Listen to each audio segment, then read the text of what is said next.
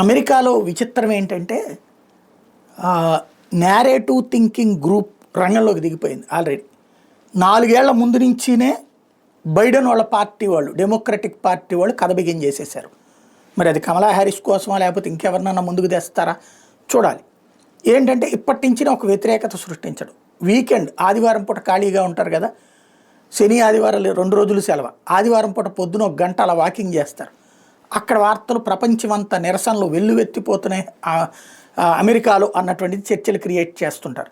తద్వారా ట్రంప్ వచ్చినప్పటి నుంచి అల్లకల్లోలం అనేటటువంటిది. అంటే ఒక సైకలాజికల్గా ట్రంప్ తన దేశ ప్రయోజనాల కోసమే కొట్టుకుంటున్నాడు. మిగతా దేశాల వాళ్ళు ఏడవాలి, వాళ్ళ దేశంలో వాళ్ళు ఏడవడం ఏంటి వెరితనం కాకపోతే. అంటే కావాలని క్రియేట్ చేస్తారు ఇట్లాంటివి. దేశ ప్రయోజనాలను పణంగా పెట్టేటటువంటి దేశ ద్రోహులు ప్రతి దేశంలోనూ ఉంటారు.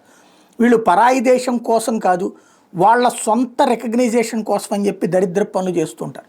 వీళ్ళందరూ ఇప్పుడు వారం వారం ఉద్యమాలు చేస్తున్నారు. నిన్న ఆదివారం కూడా అలాంటి ఉద్యమే చేశారు.